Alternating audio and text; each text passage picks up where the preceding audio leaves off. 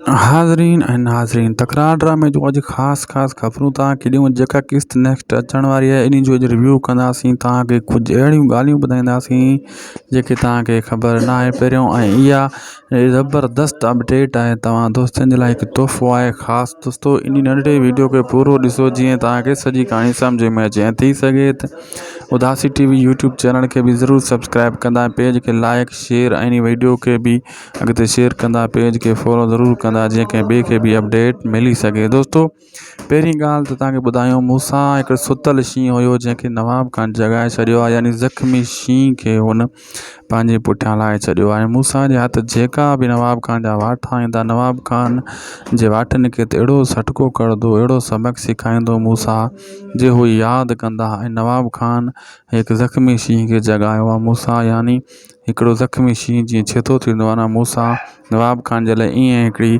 हालत पैदा कंदो। ख़ासि करे हू हाशू जे लाइ बि मुसीबत बणिबो, मीर जे लाइ बि। मीर ॿाहूं ॿधी जान छॾाइण जी कोशिशूं कंदो। ऐं तव्हां इहो बि ॾिसंदो त मीर सम्झी वेंदो त सॼियूं ग़लतियूं मुंहिंजियूं आहिनि, मां पंहिंजी ग़लतियुनि जी हाणे माफ़ी वठां, लेकिन विड़ी त मां कंहिंसां नथो सघां। ख़ासि करे हुन पंहिंजी घरवारी राणी खे बि चई छॾियो, मां तोखे ओसी ताईं हथु न लाहींदुसि जेसीं ताईं बावल क़बूल न कंदो असांजो रिश्तो।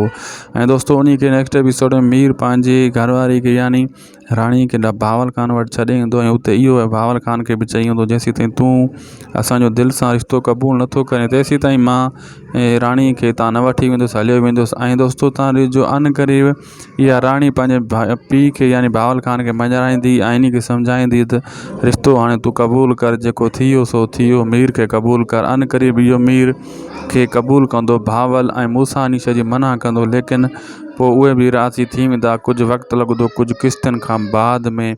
पोइ दोस्तों ॾिसो तव्हां, मीर बदिलो वठण जे लाइ हाशू सां बि हालत कंदो, नवाब खान सां बि हालत कंदो ऐं उन्हनि जे वाठनि सां बि हालत कंदो। ऐं दोस्तों ॾिसजो इहा नैना जेका इहा ई जेको आहे मूंसां खे आख़िर में मिलंदी, इन जी शादी मूंसां सां थींदी। राणी त वई हथनि मां ऐं काफ़ी ॿियूं बि वयूं, लेकिन इहा ई बचियलु आहे।